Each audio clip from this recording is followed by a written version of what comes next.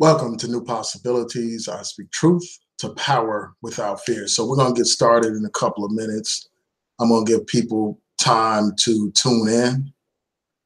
So just bear with me 1 second.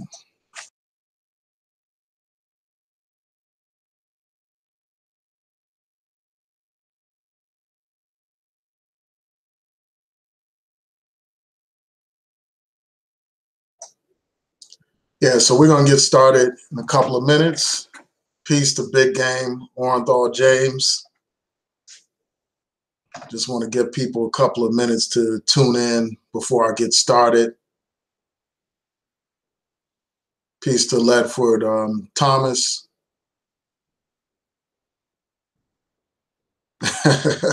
So Big Game said, I know I'm going to have to disagree with you, but go in.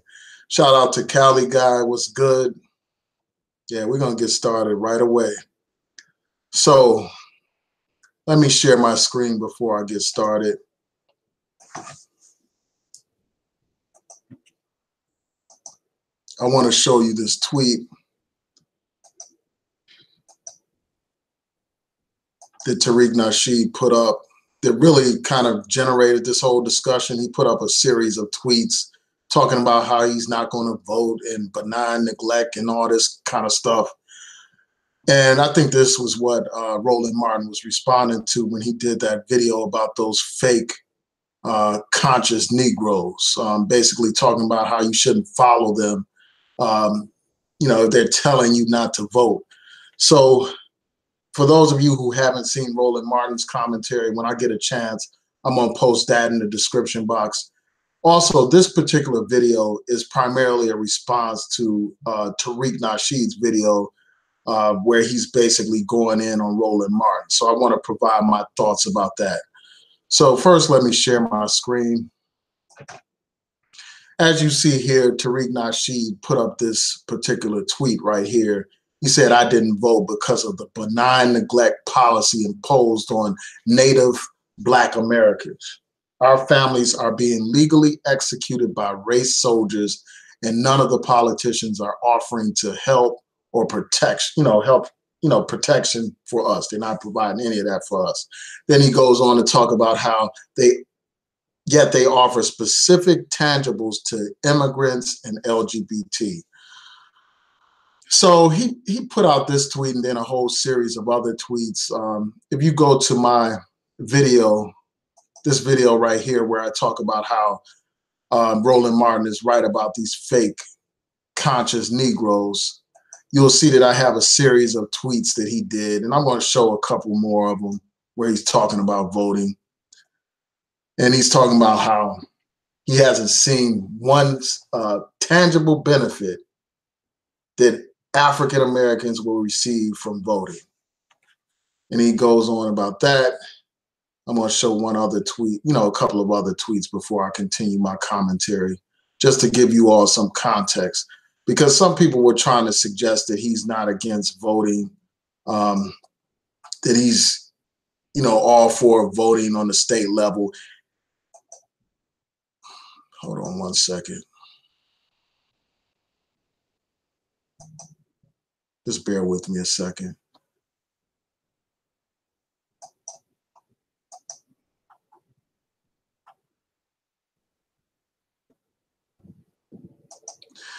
Yeah, I'm not going to be able to navigate. Let me see if I can cut and paste one of these. Yeah, I should be able to do it this way.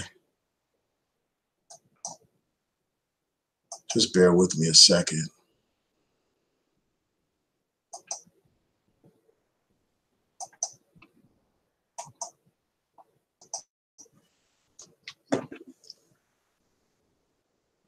And, he has all these other tweets where he's talking about how he's not voting and all this and that. And it's important to point out that this man has many subscribers. I mean, he has, on this Twitter page, he has 223,000 subscribers. So his opinion is not just his opinion. It has influence over a large audience. So let me stop sharing my screen. Just bear with me 1 second. So those tweets where he's talking about how he's not voting at a time where we face these critical midterm elections, which determine like the outcome of Congress, like the makeup of Congress, the makeup of the House, the makeup of the Senate. It determines whether or not the president will have the ability to enact his agenda or bring forward his agenda. So the midterms were crucial. And it's a good thing that right now you have balance, a checks and balances set up. You have many Democrats, they have taken over the House by a significant majority. So that means that a lot of Donald Trump's agenda will not go forward because of that. That also means that there will be hearings and subpoenas and all that kind of stuff to further investigate the wrongdoing of this Trump administration. So it's a significant development. The midterms are very important. But yet you have people like Tariq Nasheed downplaying the significance of voting, basically telling people that he's not voting and thereby encouraging his blind, deaf, and dumb followers to follow suit and not vote. This man did not say, well, I'm not voting for any federal candidates. He said he's not voting, period. So everything that Roland Martin said about, these people being foolish is right and exact. Everything he said about, people like Tariq Nasheed talking about how they're so concerned about all these different policies, but yet they're not voting. He's not voting, period, on the state level either. So in terms of like the decisions made by these district attorneys, in terms of prosecuting these police officers that are accused of violence, all of that is being pushed to the side because this man is basically saying that he's not voting. Just bear with me a second. I got to look at this text message.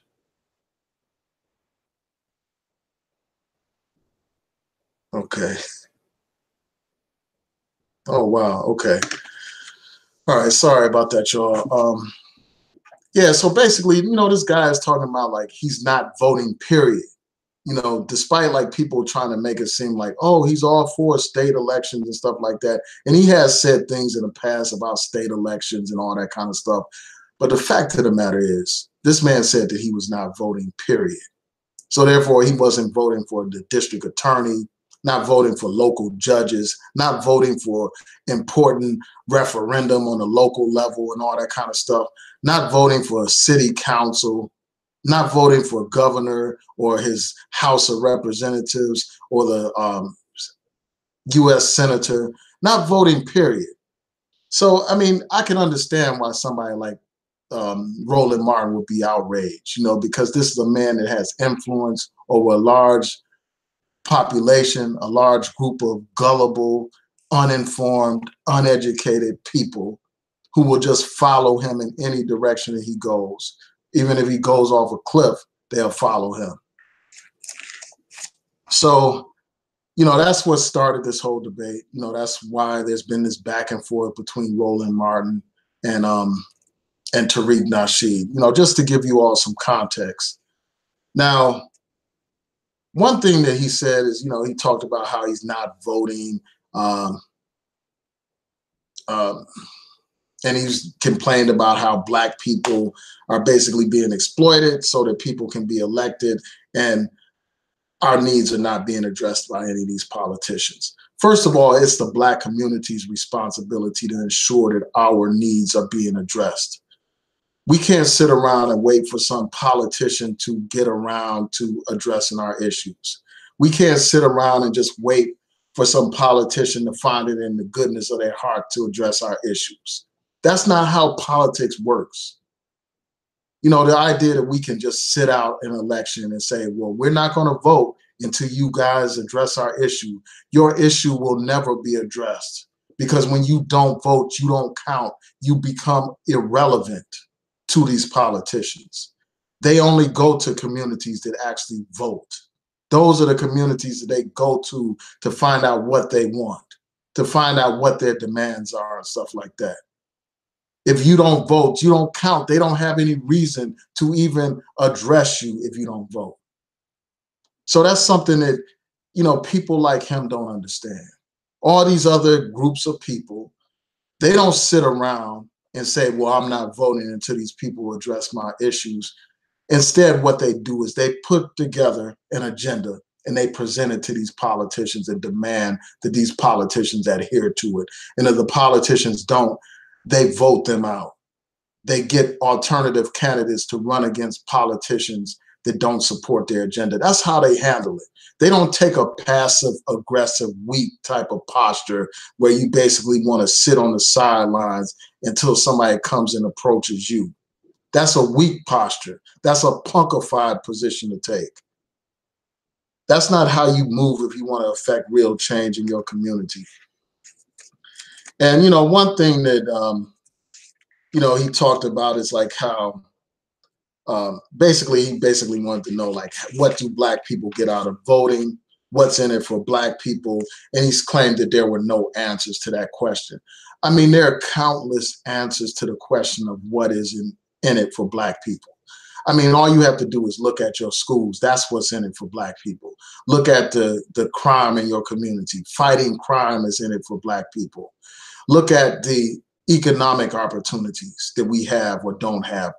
That's in it for Black people. He talked about redlining and all these policies that led to Black people being deprived of wealth. Those are public policies enacted by elected officials. If you want to counter such policies, you need to run your own candidates for office to counter those policies, to create alternative policies, to get us out of these types of situations that were created as a result of public policy.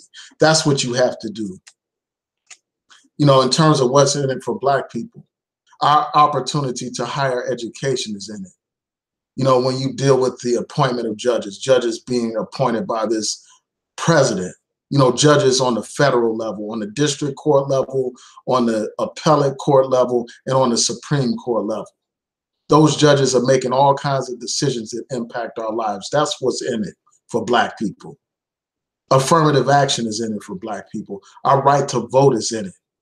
You have politicians that are trying to restrict our right to vote, trying to limit our access to the ballot, trying to suppress Black voters. That's what's in it for us, because all other rights flow from the right to vote. If you don't have a right to vote, you don't have the ability to enforce any other rights in this society. And we saw that when we lived under Jim Crow. So that's what's in it for Black people. Our right to vote is in it for Black people. And again, as I've said over and over again, I've asked this question, and many others have asked this question. If our right to vote was insignificant and didn't have any kind of impact or influence on society, why would these people deprive us of that right for hundreds of years? Why would they have laws making it illegal for Black people to vote?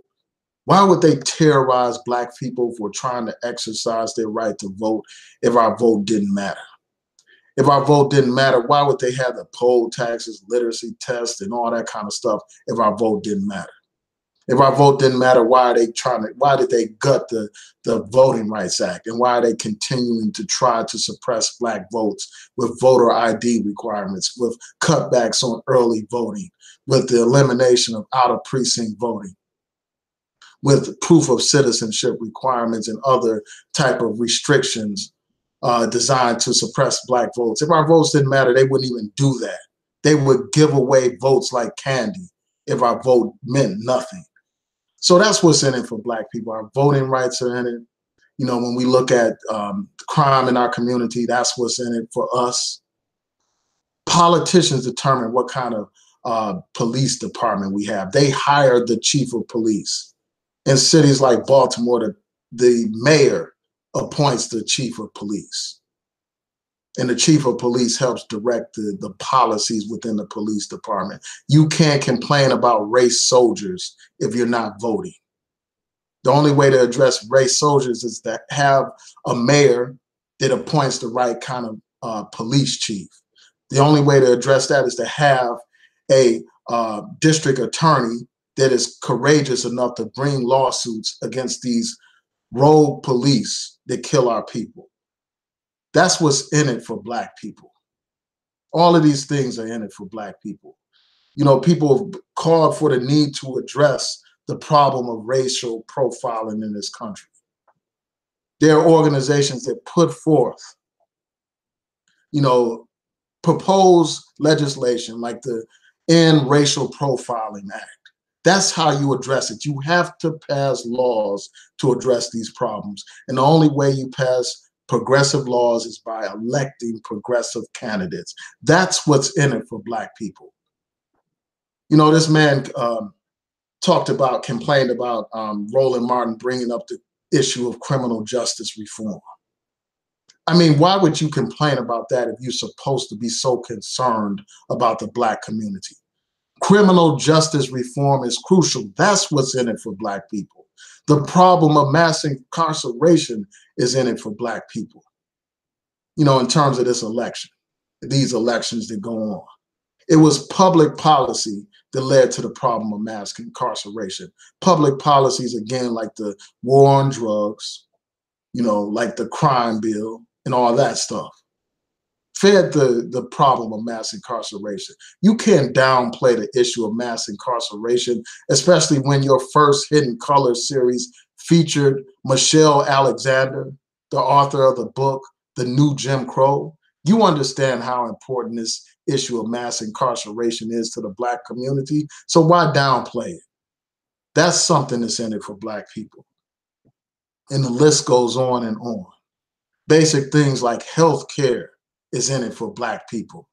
Health care that many of our people still do not have in this American society. That's what's in it for Black people. The problem of, you know, opioid addiction and, you know, drug addiction in communities, not only white communities, but our Black communities. That's what's in it for Black people. All of these issues are affected by public policy. And if you can't see that, you're blind. If you can't see that, you're deaf. If you can't see that, you're dumb.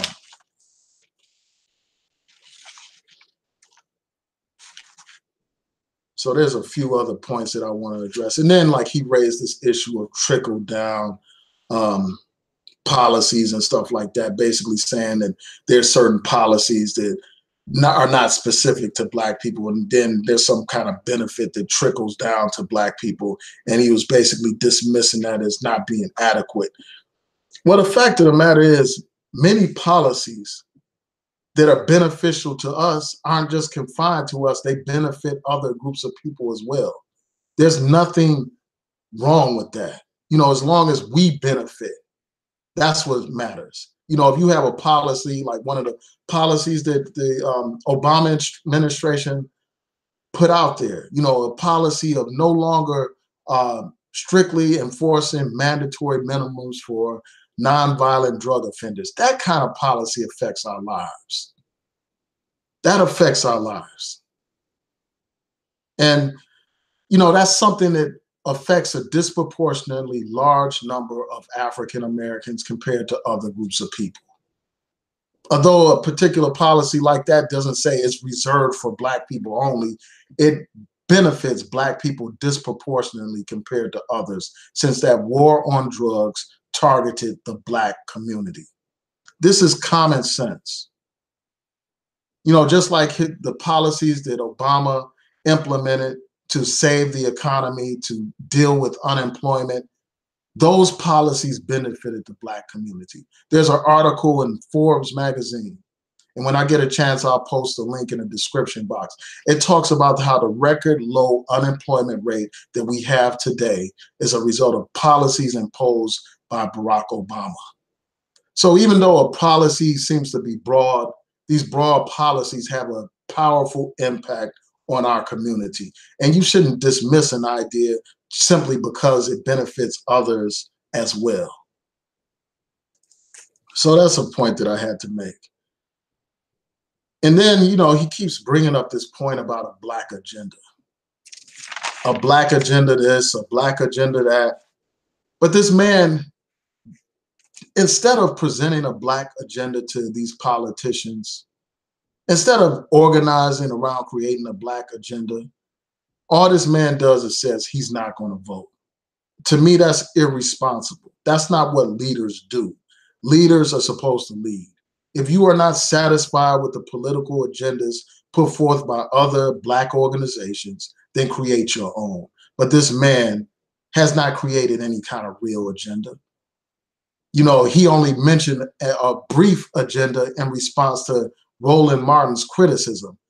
Instead of mentioning such an agenda during your response, your juvenile response to Roland Martin, why not mention that agenda to politicians? Why not use your platform to press that agenda that you claim to be about? Why not pressure politicians to adhere to that agenda? I know why, because you're not really about that life. You're not really about promoting the interests of the Black community. You are about promoting your own self-interest. You are about stacking money for yourself. And you have the audacity to talk about Roland Martin trying to get biscuits from white people. You have the audacity to talk about Roland Martin as cooning, when you're the one that's interested in stacking paper at any cost. You know, you would do anything to stack paper, from being a fake pimp, you know, from giving Mac lessons, to being a fake gangster rapper, to being some R&B singer, to being some fake pro-Black person. Selling Hidden Colors Part 100. I mean, how many copies of that you gonna sell? How many times are you gonna repackage the same stuff and sell it to the same group of people? How is that improving our condition as a people? You know, how are you going to call Roland Martin a coon when you were cooning for Michael Moore by pretending to be a fake ass pimp in a documentary? How are you going to talk about Roland Martin cooning when you were putting out this fake gangster rap music? That's cooning for real. How are you going to talk about Roland Martin cooning where you're all on YouTube foaming at the mouth over white women? How are you going to call that brother a coon when you're doing stuff like that? How is a brother a coon for trying to get people involved in the political process, for trying to get people to realize that politics matter, that politics shape our lives? How is that cooning? Cooning is doing the work of the white supremacists by encouraging your people not to vote. That's what cooning is. Cooning is getting on your platform and just joking around and acting like a damn buffoon and a clown. That's cooning. You can't call this brother a coon when you got your track record. You got an album cover where you got a woman literally washing her ass behind you while you're pretending to be some fake gangster. And you got the nerve to talk about somebody cooning. For real, man. It's just unbelievable, man. And this guy kept throwing around this term boule this, boule that, to dismiss somebody, you know, to dismiss somebody's ideas with a label, instead of actually coming with substance to deal with what the brother was saying. And I want to just hop to this little agenda that he put together. You know, he offered this vague agenda. You know, again, it was a response to what Roland Martin had said. It didn't have, you know, it wasn't something that he presented to any politician, as far as I know. And this agenda was so shallow, you know, so lacking in substance and detail. It is absolutely ridiculous, man, that you have somebody like this talking about the need for a political agenda, and he virtually doesn't even have one his damn self. He has some like kindergarten type level of agenda or whatever. I mean, these politicians would laugh at this man if he presented this to them. It's so juvenile and so lacking in substance and detail. It's ridiculous. All you have to do is go back and listen to that video or hangout that this guy did where he's talking about these issues. So I'm just going to go through a few more things that he said. You know, he talked about how, you know, Roland Martin was saying, well, we had a chance to elect a black governor, a black governor in Florida, a black governor in Georgia and Michigan and all that kind of stuff, and other black elected officials. And Tariq Tariq Nasheed basically said, well, it doesn't matter that they're black. It's all about whether or not they're in support of a black agenda. And that's something that I agree with. You know, I do agree that it's not just about having a black face in high place. It's about their political agenda. It's about whether or not they are advancing the interests of black people. Because we see in that White House right now, you have that guy, Ben Carson, in a high place, in a high position. But his positions on the issues that matter are contrary to the interests of black people. You know, he's cutting Section 8, you know, cutting housing assistance for poor people, many of whom are disproportionately black. You have people like a Clarence Thomas on the Supreme Court entering decisions or making decisions or voting in ways that are contrary to the interests of black people. The Voting Rights Act would not have been gutted without that Uncle Tom traitor, Clarence Thomas, on the Supreme Court. So I understand his point. But many of these candidates that he's dismissing have a progressive agenda. You know, he dismissed that sister, Marilyn Mosby, a sister who fought courageously against those police that were responsible for the death of Freddie Gray. This guy is dismissing progressives like Andrew Gillum and Stacey Abrams. Clearly, this man doesn't really understand what a black agenda is, because those brothers and sisters are advancing a black agenda. Now, the other point that he made is about how everything is dictated by money. And nobody can deny the influence and the power of money. You know, of course, money is able to influence the way these politicians vote. You know, by supporting their campaign, you're able to influence which direction they go on particular issues and all that kind of stuff. Yeah, so I understand that very well. You know, I won't downplay, you know, the role of money and all that kind of stuff. But let's not act like everything is dictated solely by money. Your vote matters. You know, the candidates that you rally behind matter. You know, you can influence the outcome of these elections by voting. If black people came out in large numbers, we can defy the odds. We saw what happened in New York when this socialist candidate ran against this established Democrat, a mainstream Democrat who had all this money and all these resources, far more resources than his socialist opponent, but that woman came out victorious. So money is not everything. Money alone doesn't determine the outcome of these elections. It has great influence, but it doesn't determine it alone. And, you know, the idea that he's suggesting is we should just be worried about stacking up our paper. And then once we do that, we can influence the process.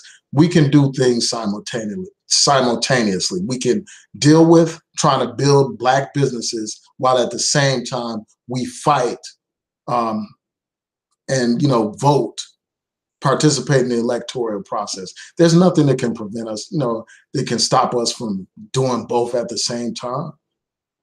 And these people with money and power, they understand the importance of voting and stuff like that. They understand the importance of influencing these politicians, because they understand that by influencing these politicians, they can get certain tax laws passed, they can get certain deregulation passed that will further their corporate interests and maximize their dollars. So if a corporation understands the importance of the vote, why don't you understand the importance of the vote? If the Zionists understand it, if the LGBT people understand it, if the immigrants understand it, why don't you understand it? Why is it so hard for you to understand how important it is to vote? You know, and this guy, you know, responded to Roland Martin, because Roland Martin was basically saying, well, let's stop pretending like black people don't have a political agenda. And Roland Martin cited, you know, several civil rights groups, which I won't name right here, as examples of groups putting together political agendas. And basically, you know, instead of responding in a substantive way, this guy basically said, well, what are they doing? I mean, a lot of these comments and questions that he raises are based out of ignorance, because if anybody studied these particular groups, he would know, like if someone studied these groups, he would know that they have a process where they pass certain resolutions. They would know that these particular organizations have a political agenda that they put forth to these particular candidates, and that they push their membership to put pressure on these particular candidates. They encourage their membership to call these particular candidates and hold their feet to the fire over these particular issues. So we got to stop pretending like there's no political agenda. You don't have a political agenda. That's perfectly clear. But there are plenty of other organizations that do have political agendas. You know, these people want to downplay the roles of these historic and significant civil rights organizations. If it wasn't for those groups, people like a Tariq Nasheed, while he's complaining about integration this and integration that, he wouldn't be able to live in that integrated neighborhood he lives in if it wasn't for civil rights organizations. You know, he's crying about, integration, how bad integration is, why he lives in one of the most affluent white neighborhoods in the country, why he lives in some mansion. He wants to give you and me some message about black separatism. If you believe in black separatism, why are you living in an affluent white neighborhood? Man, these people are clowns, man. A lot of these people that talk all that black separatism nonsense, they are not living that black separatism lifestyle. They are living with the white people that they want to complain about so much. They want to live, they live with the white people that they claim that we need to separate from. These people are complete jokes. You know, why this man talks about how these groups are doing nothing. Those groups are the ones lobbying Congress, lobbying the president, lobbying local officials for all kinds of civil rights legislation, all kinds of progressive legislation. They're the ones pushing these politicians to do the right thing, while you're sitting on YouTube entertaining people, not pushing a damn thing. When was the last time Tariq Nasheed encouraged any of his followers to call any politician, to demand anything of any politician? Never. That's the answer to that question. And another point that he made, I'm going to have to pause for one quick second, y'all. I'll be right back.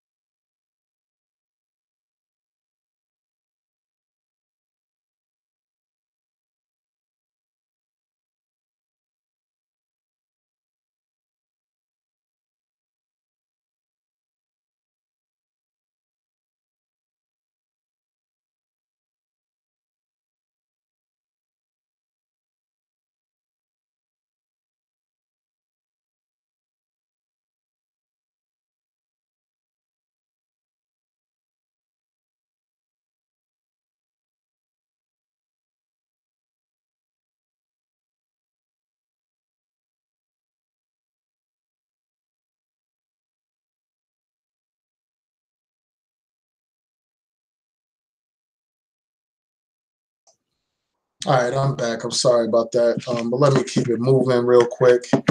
Then I'm going to go to your comments in the chat room. And then after that, I'm going to go to these comments that people left to my video. So another point that he made was this. He said, well, you know, he was complaining about Roland Martin saying stuff like Trayvon Martin couldn't vote, so you should vote. And, you know, using the deaths of these young black people to highlight the need to vote. And, basically Tariq Nasheed said, well, all of those people died under Democrats. They died under Obama, for instance, and they died under Democratic mayors or whatever. So how is voting going to change the situation? Something to that effect. And in response to that, I'll say this, man. First of all, nobody's saying that just voting for Democrats is the answer to our problems. Nobody's saying that at all. That is not the answer to our problems, simply voting for somebody because they're a Democrat. Only a fool would make such a suggestion. And that's not what Roland Martin is saying. He's talking about voting for progressive candidates. He's talking about holding candidates accountable. That's what he's talking about. That's number one. Number two, the police brutality that happens on a local level is not something that a President Obama would have had control over to begin with. How is he going to control what happens in Chicago or what happens in Baltimore or what happens in Ferguson? The most that Obama can do is come in and investigate those police departments and hold them accountable, investigate them and bring charges against officers or enter agreements with those police departments to end discriminatory practices, sue those police departments. And all those things are things that happened under the Obama administration. He did what he could to address the problem by bringing in the Justice Department to investigate those police departments, by bringing lawsuits against those police departments, by implementing and imposing consent decrees against the police departments. That's what Obama did. A lot of people want to talk about how Obama didn't speak out on this and that. And to some extent, that's true. He could have spoken out more on issues, but he did speak out on very important issues. He spoke out about Trayvon Martin. And that's one of the reasons why those racists and white supremacists hate that brother so much. And then the other thing, he mentioned on a local level and this and that. I mean, on a local level, you do have, district attorneys that have brought charges against these police officers. And these are district attorneys, again, elected by the people. So let me see what else I want to touch on before another point that I want to highlight is this, man. This guy, Tariq Nasheed, complained about how the GOP is electing straight up white supremacists. Straight up white supremacists. It's no holds barred. I mean, we understand that white supremacists supported Andrew Gillum's opponent during the election. They openly supported his opponent, his white opponent. They sent out racist robocalls talking about, speaking like a minstrel, making all kinds of racist comments and anti-Semitic comments. And they did the similar things in Georgia as well. So it was clear and obvious who the white supremacist candidate was. You have blatant white supremacists running under the Republican banner during this election. And despite all this talk about the need to address white supremacists, to address so-called race soldiers and all this and that, this man, when he had a chance to use his audience, to use his voice, to use his platform to defeat these people in elections, this man stood by and sat on the sidelines and said he wasn't going to vote. How can anybody take you seriously when you complain about the Republicans having white supremacists running for office and you're doing nothing to stop those candidates running for office? I can't take you seriously. You are a joke to me. You're a joke. I mean, you're good at joking around. You're good at roasting. You're good at making people laugh. But when it comes to substance, you are lacking. And that's been proven in all these debates that you've had. You've had these white supremacists on your program. You've been on other programs debating white supremacists. And each time you have embarrassed the black race by literally being destroyed in a debate because you're not suited for a debate. You're more suited to be a comedian, to get into a roast session or something. than you are to have an intelligent debate with anybody. And I think that, frankly, if you had a debate with Roland Martin, he would eat you alive, literally. So, I mean, I just don't get it, man. You got this guy talking all this and that about, you know, white supremacists running for office and this and that. And then he has a chance to counter these people and he does nothing. That's weak shit to me. You know, that's just straight up weak, man. You know, these white supremacists that he likes to talk about so much, they understand the importance of politics. That's why they're running candidates for office.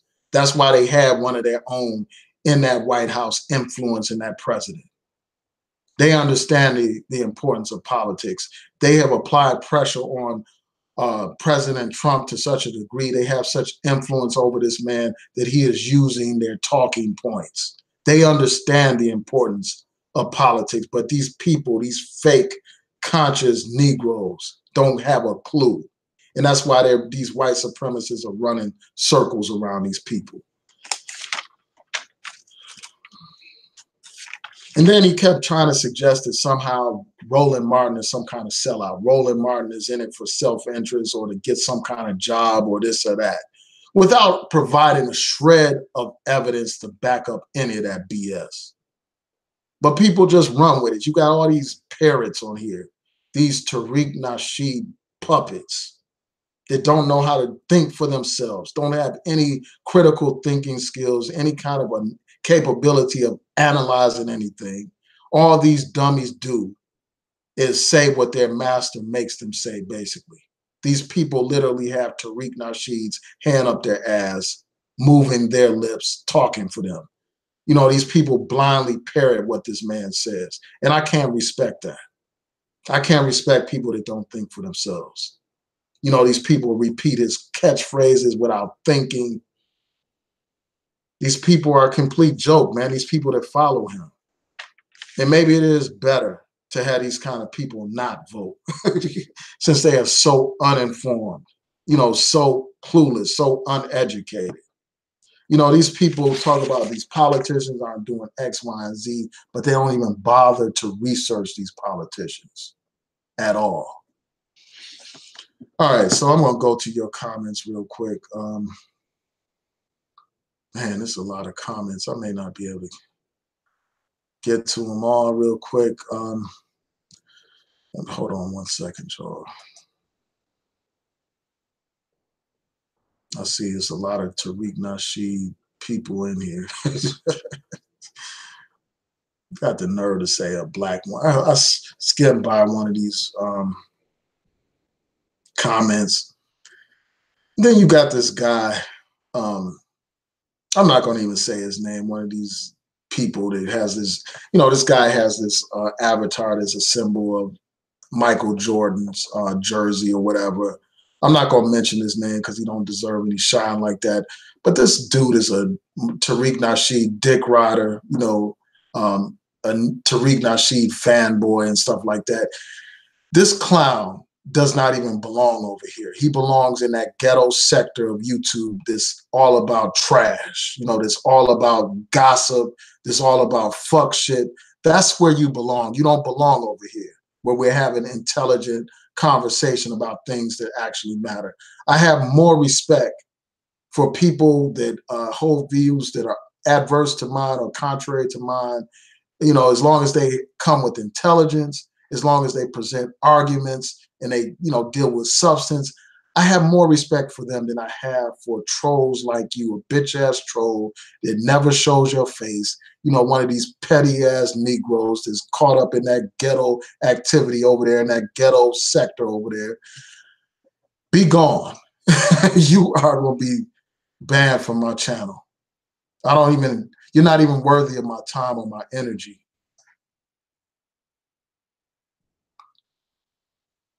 Take that foolishness over there where the clowns are. Take that to the clown show over there in that ghetto sector of YouTube. You're in the wrong place. All right. So let me continue on. Yeah, I'm not going to be able to get to your comments. You know, I wish I had time. Let me see. But what I'm going to do is I'm going to go to the video and respond to the comments over there. If I can, let me try to pull it up. Just bear with me a second.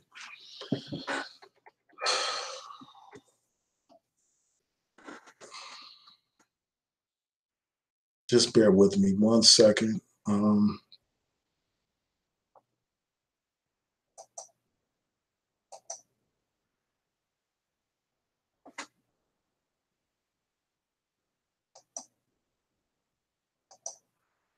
Okay, so now I'm going to share my screen real quick. But before I do that, I will shout out a couple of people real quick.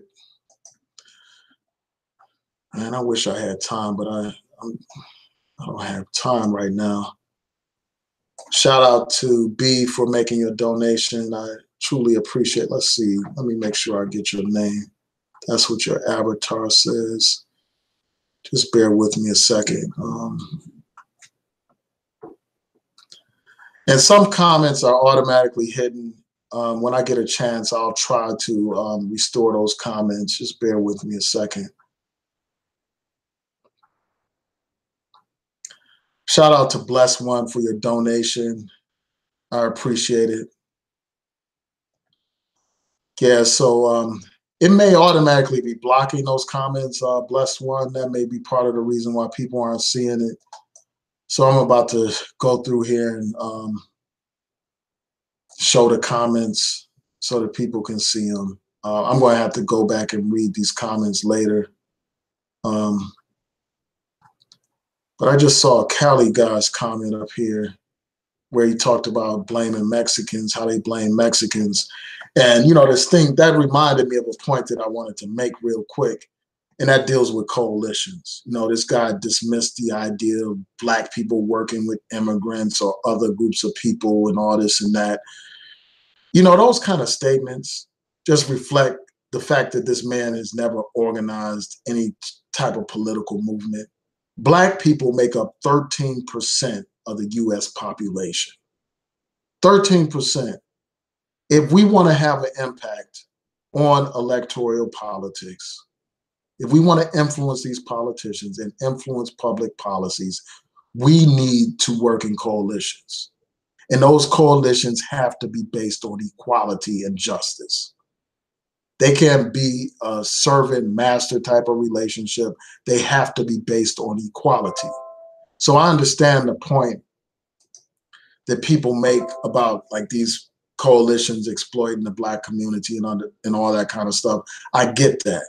But we need to have coalitions, but we need to ensure that we have power in these coalitions, that we are equal partners in these coalitions. And that's up to us to make sure that that's the case. But since we make up 13% of the population, we have to be in coalitions with other groups of people. And if they expect us to support their issues, they have to support our issues. And that's not some kumbaya talk. That's practicality.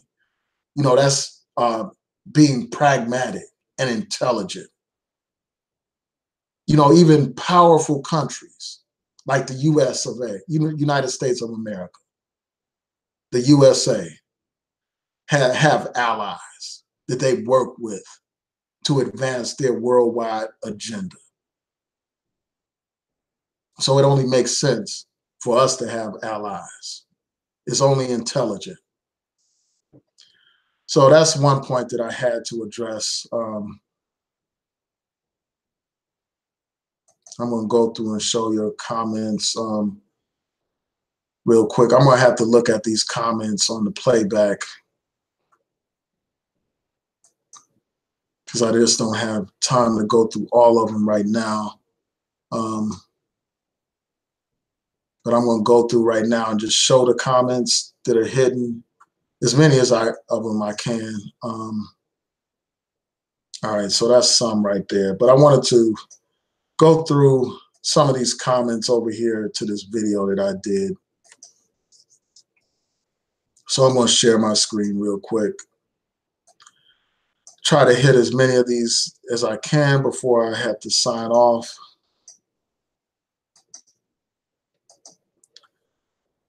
All right, so hopefully these comments will show up.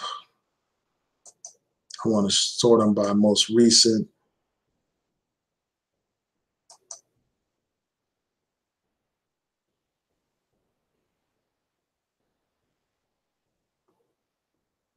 All right, just bear with me. So you had this comment right here from this guy, saying that I sound like an aging black man. I mean, how is it sounding like an agent when I'm encouraging black political engagement and empowerment? How is that the activity of an agent? An agent is the one that's telling you not to vote. An agent is the one that's basically doing the bidding of white supremacists by helping to suppress the black vote.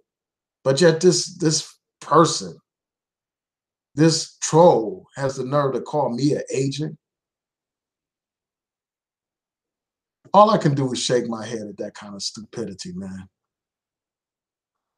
And shout out to all the people that left positive comments to this video, expressing their opinion. Shout out to all of y'all. I just have to respond to these people that said this ridiculous stuff. Here's another one of these Tariq Nasheed's parrots. This guy says, "Who is this Negro? Another Boule Negro? If you think Roland Martin is right, then you're the problem." I mean, here this guy is just parroting what Tariq Nasheed says. I mean, instead of responding with substance, that guy Tariq Nasheed just kept throwing around that word Boule Negro, this, Boule that, and all that kind of stuff.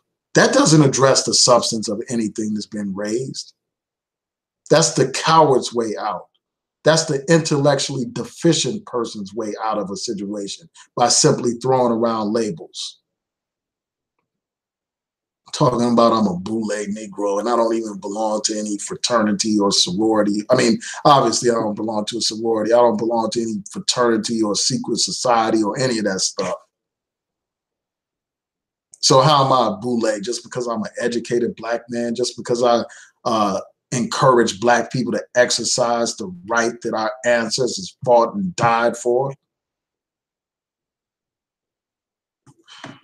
Man, it's just like the level of stupidity of these people. I understand Roland Martin's frustration.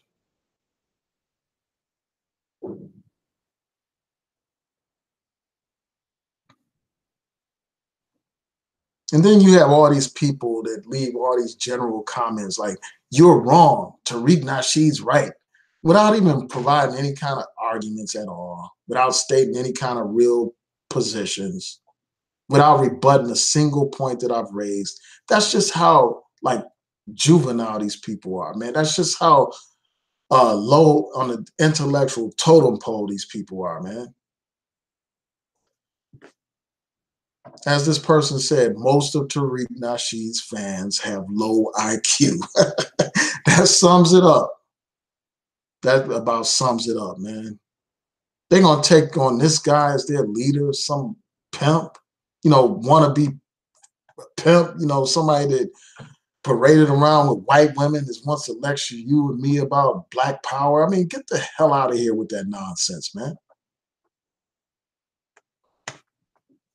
That's who I mean, it reminds me of that scene from Black Panther, where Killmonger has, T'Challa over his head, and he's like, "That's your king," like before he throws him over the waterfall. He's like, "This is your king. This is who you people are bound down to." A former wannabe pimp, a former fake gangster rapper, a man that even, after he got out of that stuff, he had all these derogatory things to say about black women while elevating white women. That's your leader, that's your king and stuff. That's who you people were following. That's who's so enlightened and so in tune to what's going on. That's the conscious one. Man, I just shake my head at the foolishness that I hear and read here on YouTube, man.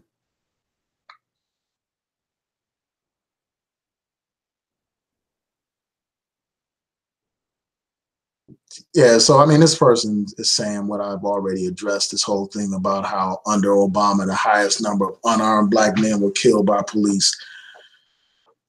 I mean, these people have no clue how politics works. They think that because all of, they expected Obama that once he stepped into the White House, he was going to wave a magic wand and police brutality was supposed to be over with. He was going to wave a magic wand and all the problems in the black community, even though they have taken place over 100 years and all that kind of stuff, all of a sudden, all those problems were just going to vanish into thin air. They think that Obama was like a godlike figure that had control over all the police in all the country at one time. I mean, it's just insane, man. It's like you can't reason with people like this. And again, as I said time and time again, it's not about having black faces in high places. It's about the agenda of those black politicians. That's what it's about. If you want to see better politicians in office or in power, it's up to you to put them in there. And if you're not satisfied with anybody that's running, or there's no one else that you think should run, then why don't you run for office your damn self? Instead of crying about what the politicians aren't doing and crying about how, our vote doesn't count and all that other foolishness. A lot of these people love being helpless victims. And they think, why they complain about voting, they want to act like buying some movie from Tariq Nasheed is going to make the situation better for black people. Giving to his Patreon is going to make the situation better for black people. What is wrong with these people, man? These same people that complain about black people blindly following these exploiting pastors and pimping pastors, they have no problem replacing the pastor pimp for the pro-black pimp. No problem at all. Just like they used to give their money to a hustling pastor, they now give their money to a hustling race pimp.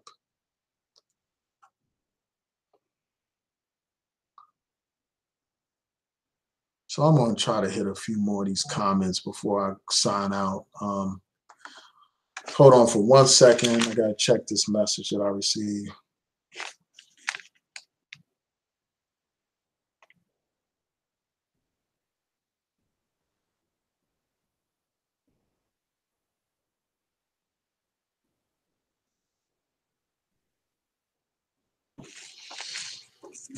All right. Sorry about that, y'all.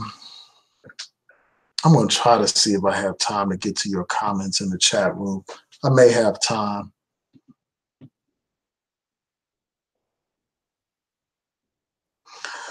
So this guy says,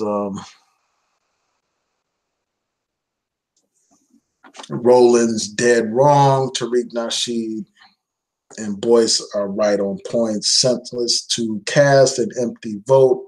Vote for a black agenda. Then he goes on to say, it sounds like you have that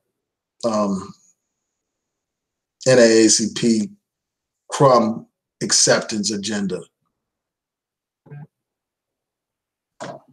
Okay, let's see what else is this person is saying. He said you downrate Afro Synergy despite the fact that, unlike you, he has proposed a concrete agenda and urged us to discuss it. But you've never even mentioned it, never looked at it or weighed the points, nothing. You continue to complain. Tariq Nasheed's Hidden Colors is legendary. You continue to berate, complain, shaking my head. First of all, I've never just said, well, just vote for the sake of voting. We need to vote our agenda. We need to vote for politicians based on their positions on the issues that matter to black people. That's what we have to do. That's what we have to do. And I have an agenda in my mind. I know when I go to the ballot You know, I know what I'm voting for. I know what issues are important to me. I research each and every candidate that I vote for so that I can find out how they are in alignment with my values and with the issues that are of utmost importance to me and my community. I don't just vote Democrat. I don't just vote for anybody just for the sake of exercising the right to vote. I vote strategically, and that's what we need to do as a people. So get the hell out of here with, you know, this idea that somehow that I don't support voting for a Black agenda. I obviously do. And this guy talking about like the NAACP's agenda being crumb acceptance, you don't know what you're talking about. Is it crumb acceptance to advance or to promote reparations? How is that crumb acceptance? Is it crumb acceptance to demand the enactment of a racial profiling act? You know, to encourage the passage of a in racial profiling act. Is that crumb acceptance? Of course not. Is fighting for voting rights crumb acceptance? Is fighting to maintain affirmative action crumb acceptance? Is fighting for economic justice crumb acceptance? Of course not. Is fighting for environmental justice in Black communities crumb acceptance? Get the hell out of here with that nonsense. Is fighting for prisoner rights and fighting to establish prison branches, is that crumb acceptance? Of course not. But you wouldn't know about any of that stuff because you only get your information from these buffoons like a Tariq Nasheed. You wouldn't know anything about that. You wouldn't know about all the positions taken with respect to unemployment discrimination and all other issues that impact our lives.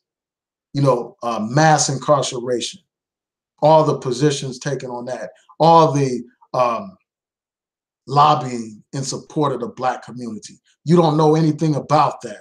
Some clown on YouTube putting together some agenda. That's a good thing to have an agenda, but that's one individual compared to an organization of hundreds of thousands of people actually putting pressure on these politicians.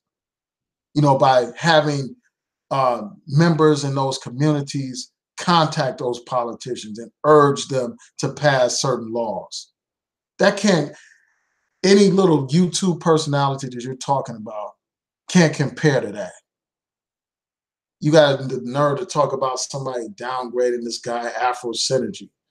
You know, I haven't read that agenda, and I probably will go and check out that agenda and evaluate that agenda. I may do a video response to that.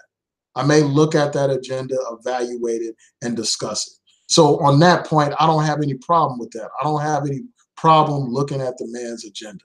But I will tell you this, I do have a problem with a Black man supporting Donald Trump, supporting a man that proved time and time again that he doesn't give a damn about the interests of Black people.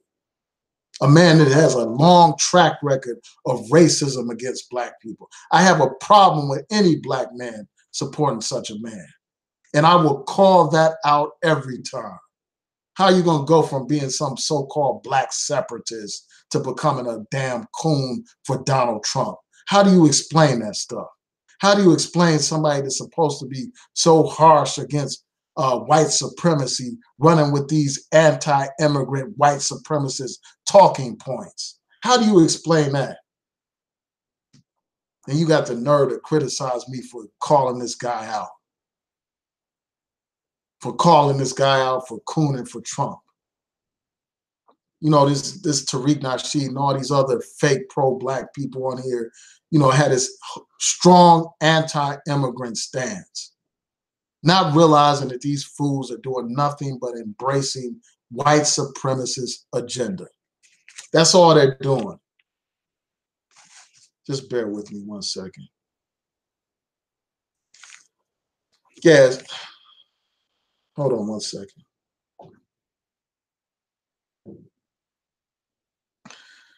Yeah, so Yeah, I mean, they're running with these white supremacist talking points. Man, the whole anti-immigrant thing is about a fear of the browning of America. That's all that it's about. That's all that it's about. There have been all these studies done that basically prove that these immigrants are not taking away jobs from black people, but yet and still ignorant people that's supposed to be about black people around here perpetuating the white supremacist anti-immigrant agenda, not realizing that the anti-immigrant agenda is all about preventing so-called white genocide from happening. That's what that's all about. And that's why that message resonates with these white supremacists. That's why they support Trump. But these people are too clueless to get it. They're too clueless to get it, man. So I'm just going to continue on. I just had to address these people in this comment section.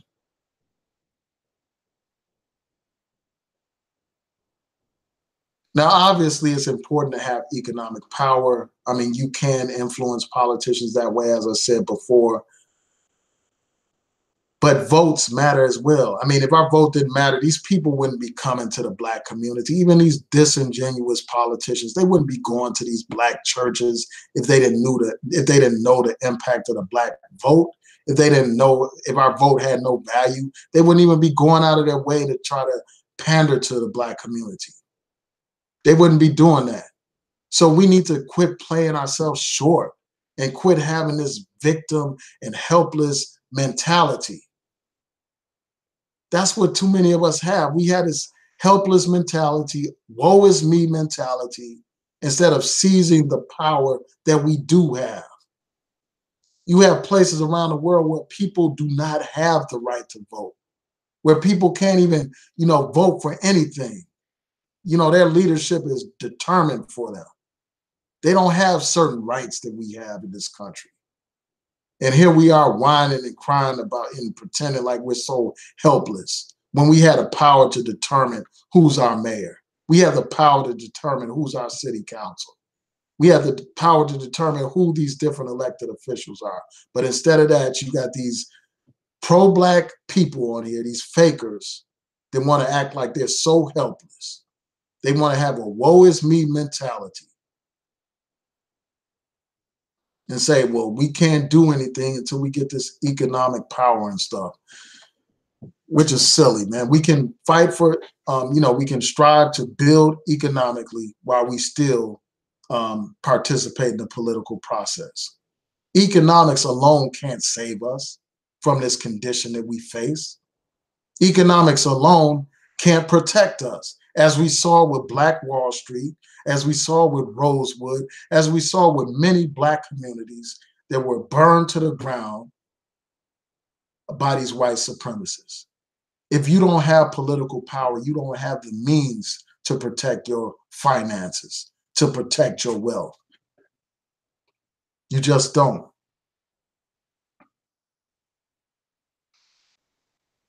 And then this person thinks they're all clever. They're like, name one policy or agenda that black people have specifically benefited from by voting. I mean, all I can do is shake my head at that comment. I mean, there are endless examples. I mean, we could start with like shortly before the end of Jim Crow and shortly after. I mean, you got the Civil Rights Act, a policy enacted by elected officials. The Voting Rights Act, a policy enacted by elected officials. The Fair Housing Act, a policy enacted by elected officials.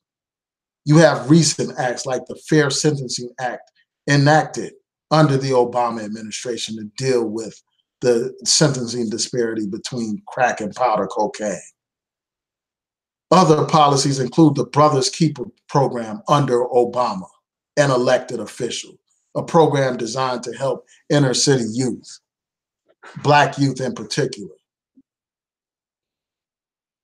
You have other things. The Affordable Care Act, a program that benefited many in the African American community. Many of us are disproportionately without health care, but because of an elected official that pushed that idea, and because of those who voted for it, now people who did not have health care now have it. Many of them are African American. When you look at policies in terms of police reform, you have to point to the work that the Justice Department did under the Obama administration, the work they did in Baltimore, the work they did in Ferguson, the work they did in other cities. You have to acknowledge that. When you look at the effort to fight to protect voting rights in the case of Shelby County versus Holder, you have to point to, an example of some policy or agenda that specifically benefited Black people, who are the ones targeted by these voter suppression tactics.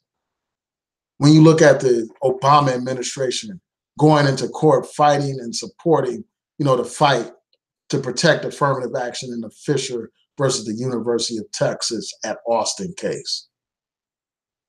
That's a policy that benefited Black people. When you look at the executive order that the Obama administration put forth, calling for excellence in Black education, that's an example of policy specifically benefiting Black people. And the list goes on and on, man. When you look at Obama's administration trying to, again, eliminate mandatory minimums for nonviolent drug offenders, that's an example of a policy benefiting Black people. When you look at, him granting clemency to many nonviolent drug offenders, many of whom were African American, that's an example of a policy benefiting Black people. So, these people simply don't read. These people simply don't watch the news. They get all their information from these YouTube pseudo scholars like your man, Tariq Nasheed. And they ask some question like this, thinking it's some profound question, when the fact of the matter is it displays the ignorance that a lot of these Tariq Nasheed supporters have. And this person said, voting is not the solution either. We've tried it for decades, and what has it gotten us? And I didn't respond to this. When people say stuff like that, they act like we are still living in the same state that we were originally in. They're acting like we're still walking around with shackles on, being bought and sold like slaves. They act like that's the plight of Black people. They act like we're still being strung up in trees and lynched. They act like we're still living under Jim Crow and stuff like that. There has been substantial progress. And I won't reiterate the points that I made before, but a lot of that progress is a result of voting.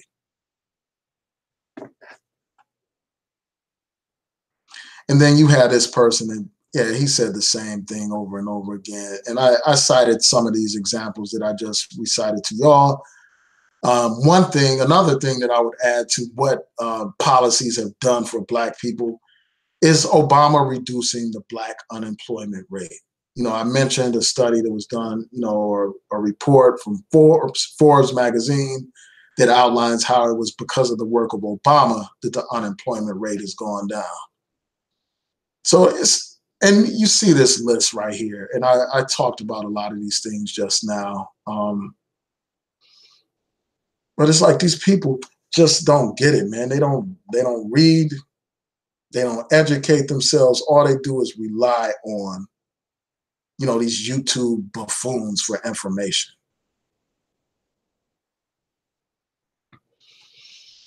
And I'm gonna tell y'all, like, if you leave comments, like, you gotta learn how to use punctuation. Like, you have some people that don't even use periods. They just run all this information together. I'm not wasting my time trying to decipher that kind of stuff, man. I'm not.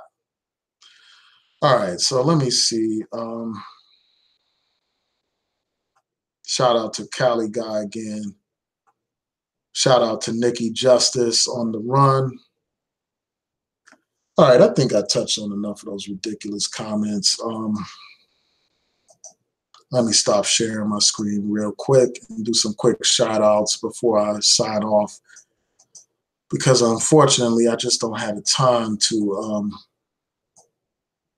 go through your comments right now. I'm going to look at them on a playback. I'm really interested in what y'all have to say, but shout out to Nikki Justice.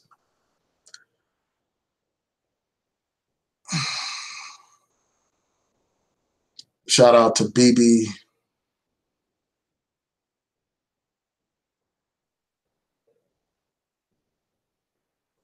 Shout out to D Jones.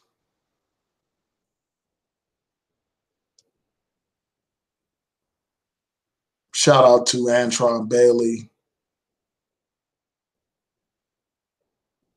And these people a lot of people keep asking me about Professor Black Truth or whatever that guy's name is, and Jason Black. I don't watch those people, man. I don't know what they're talking about. I haven't listened to their stuff.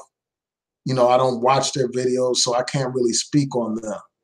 And I won't speak on them until I've had a chance to check out their stuff for myself. But if they're saying the same stuff as this guy, Tariq Nasheed, then the same stuff applies.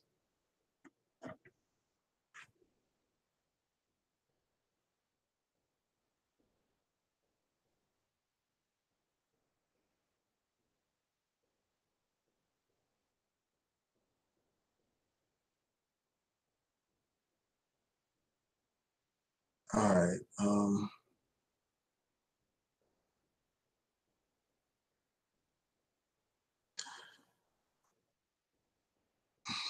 Yeah, I mean, it's like, why would they try to disenfranchise felons if votes don't matter, man? I mean, why would they go out of their way to strip us of our right to vote if it doesn't matter? All these Tariq Nasheed supporters, I mean, they have yet to answer that question. All these fake pro-black buffoons, they have yet to answer that question, man. It's a simple question. And I challenge them to provide an answer to that question, man.